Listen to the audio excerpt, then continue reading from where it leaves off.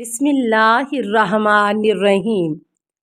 السلام علیکہ یا صاحب العصر والزمان۔ واضح الفاظ میں یوں سمجھیے کہ حج کے لیے ایک چھلکا ہے اور ایک مغز۔ جو لوگ صرف حج کے ظاہری عبادتی پہلو پر توجہ دیتے ہیں ان کو معلوم ہونا چاہیے کہ انہوں نے حج کو حقیقت سے خالی کر لیا اور مغز کو دور پھینک دیا ہے اور صرف ظاہری چھلکے کو لے کر چل رہے ہیں۔ مکہ معظمہ کا ایک نام ام القری یعنی دیہات اور شہروں کی ماں ہے۔ جس طرح ماں اپنے بچوں کو کھانا دیتی ہے اور ان کو پرورش اور تربیت کرتی ہے، اسی طرح مکہ معظمہ پر لازم ہے کہ وہ فکری، سیاسی اور معنوی لحاظ سے دنیا بھر کے تمام مسلمانوں کو غذا فراہم کرے اور ان کی اسلامی رشد و نمو کی لحاظ سے تربیت کرے۔ عالم نما ہم مسلمان ہیں، قرآن اور حدیث کو مانتے ہیں۔ کیا قرآن کریم کا ارشاد نہیں ہے وَلَا جَدَالُ فِي الْحَجِّ؟ حج میں کوئی جنگ و جدال نہیں ہونا چاہیے۔ لہٰذا حج کے اعمال میں ایک حاجی کو جنگ و جدال اور تو میں نہیں کرنا چاہیے۔ جس طرح حج میں مظاہرہ، نعرہ بازی اور شور و شرابہ ہو تو ایسا حج جدال ہے جس سے قرآن پاک نے روکا ہے اور منع کیا ہے۔ عقل مند عالم مذکورہ آیت میں جس جدل سے روکا گیا ہے اس سے مراد مومنین کے درمیان تو میں ہے اور قسم بخدا ایسا نہیں ہے یا قسم بخدا ایسا ہے۔ ائمہ اہل بیت علیہ السلام منقول احادیث سے یہ بات معلوم ہوئی ہے کہ جدال کے معنی جھوٹی قسم کھانا یا جو کام گناہ سے متعلق ہو۔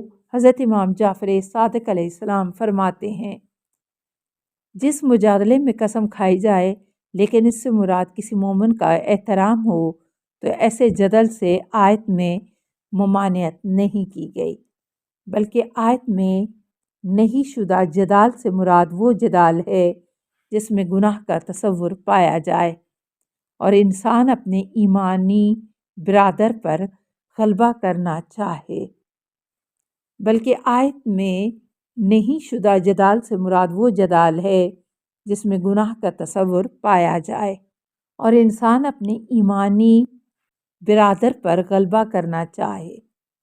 لیکن اگر دین کے استحکام اور اس کے دفاع کے لیے ہو تو صرف گناہ نہیں ہے بلکہ بہترین عبادت اور عظیم اطاعت ہے۔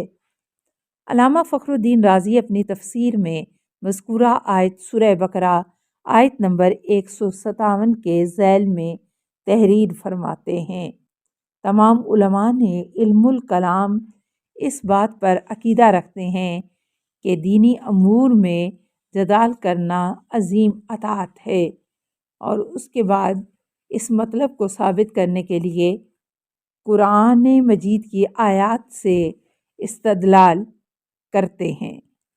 من جملہ سورہ نحل کی 125ویں آیت جس میں ارشاد خداوندی ہوتا ہے ادعو الی سبیل ربک بالحکمت والموعظۃ الحسنۃ وجادلہم باللتی ہی احسن۔ آپ اپنے رب کے راستے کی طرف حکمت اور اچھی نصیحت کے ذریعے دعوت دیں اور ان سے اس طرح سے بحث کریں جو بہترین طریقہ ہے۔ اسی طرح سورہ ہود کی آیت نمبر 32 میں پڑھتے ہیں جہاں کفار کی باتوں کو بیان کرتے ہوئے خداوند عالم فرماتا ہے یا نوح قد جلدتنا فاکثرت جدالنا، اور ان لوگوں نے کہا اے نوح آپ نے ہم سے جھگڑا کیا اور بہت جھگڑا کیا۔ اس آیت شریفہ سے یہ معلوم ہوتا ہے کہ حضرت نوح علیہ السلام اپنی قوم سے جدال کرتے تھے اور یہ بات واضح ہے کہ جناب نوح علیہ السلام کا جدال صرف دعوت الہی، یکتا پرستی اور دینی استحکام کے لیے ہوتا تھا۔ لہٰذا جس جدال سے حج میں نہیں کی گئی ہے اس سے باطل اور بیہودہ کاموں میں جدال ہے، نہ کہ وہ جدال جو حق و حقیقت کو ثابت کرنے کے لیے ہو۔ عالم نما، قرآن مجید کی بہت سی آیات میں جدال کی مذمت کی گئی ہے اور اس کو غیر مومن کا کام قرار دیا گیا ہے۔ مثلاً سورہ غافر کی آیت نمبر 4 میں ارشاد ہوتا ہے، ما یجادل فی آیات اللہ الا الذین کافروا، اللہ کی نشانیوں میں صرف وہ جھگڑا کرتے ہیں جو کافر ہو گئے ہیں۔ سورہ حج آیت نمبر 68 میں ارشاد ہوتا ہے، وَإِنَّا جَدَلُكَ فَقُلُ اللَّهُ أَعْلَمُ بِمَا تَعْمَلُونَ، اور اگر یہ آپ سے جھگڑا کریں تو آپ ان سے کہہ دیجئے کہ اللہ تمہارے اعمال سے خوب باخبر ہے۔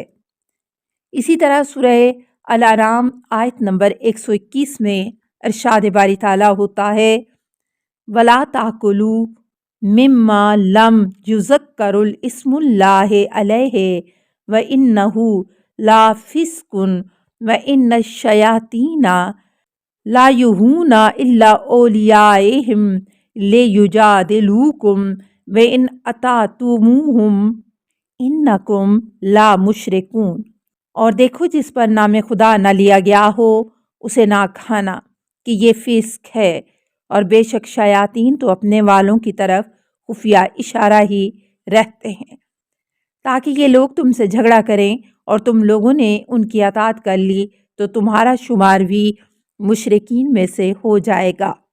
عقل مند عالم، قرآن مجید میں لفظ جدال کے مختلف استعمال سے یہ بات سمجھ میں آتی ہے کہ جدال کے وسیع معنی ہیں، جس کی مجموعی طور پر 2 قسمیں ہیں۔ نمبر 1 پسندیدہ، نمبر 2 ناپسندیدہ۔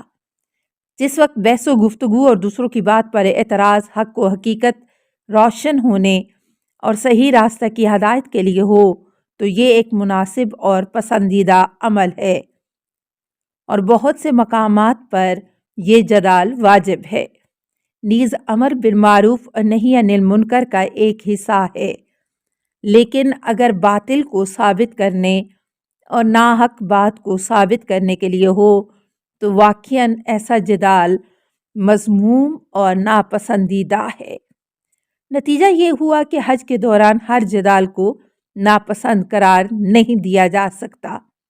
عالم نما، میری باتوں کا خلاصہ یہ ہے کہ عبادت کو سیاست سے نہیں ملانا چاہیے۔ حج جیسی مقدس عبادت اور بلند مقام سیاست، نعرہ بازی اور مظاہرہ کرنے کے لیے نہیں ہے، یہ مقام مخصوص عبادت یعنی حج کے لیے ہے۔ کسی دوسری جگہ پر سیاست کی باتیں کریں۔ عقل مند عالم، اسلامی عبادت میں عبادی پہلو کے علاوہ دیگر پہلو بھی پائے جاتے ہیں، چنانچہ حج میں عبادی پہلو کے ساتھ ساتھ اجتماعی، سیاسی، اخلاقی، اقتصادی اور ثقافتی پہلو بھی پائے جاتے ہیں۔ کامل اور حقیقی حج وہی ہے جس میں تمام پہلوؤں سے فیض حاصل کیا جائے، اور اگر حج میں سیاسی پہلو کو نظر انداز کر دیا جائے تو ایسا حج ناقص ہوگا۔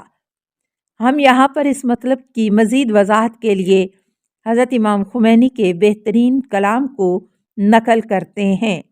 حج اکبر فلسفوں میں سے ایک فلسفہ اور اس کا ایک سیاسی پہلو ہے جس کو ختم کرنے کے لیے ہر طرف سے ظالم کوشش کر رہے ہیں، اور افسوس کی بات یہ ہے کہ اس کے پروپیگنڈے کا اثر مسلمانوں پر بھی ہوتا جا رہا ہے، جس کی وجہ سے بہت سے مسلمانوں کا سفر حج صرف خشک عبادت بنتا جا رہا ہے، جس میں مسلمانوں کی مصلحتوں کو نظر انداز کیا جا رہا ہے۔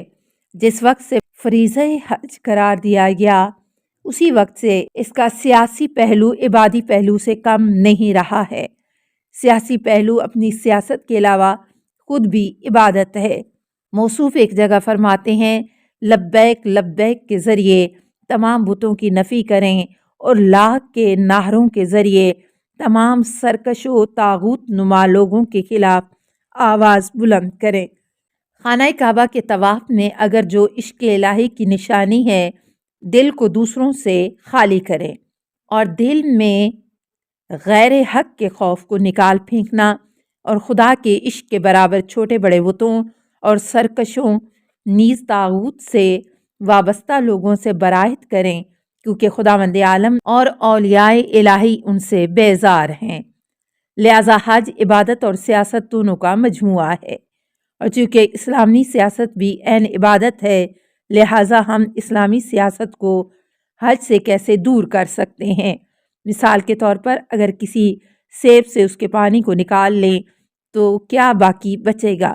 کیا کوڑے کو سیب کہا جا سکتا ہے؟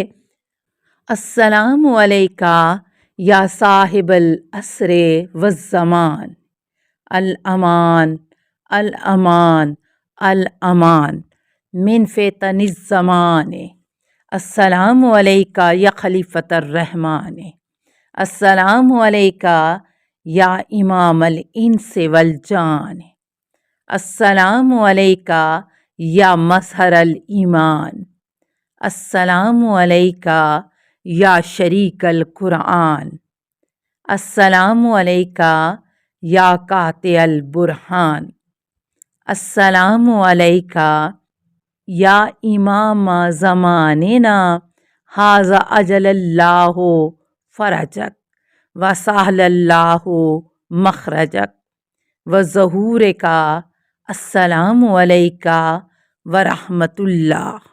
اللہم صلی علی محمد و آل محمد۔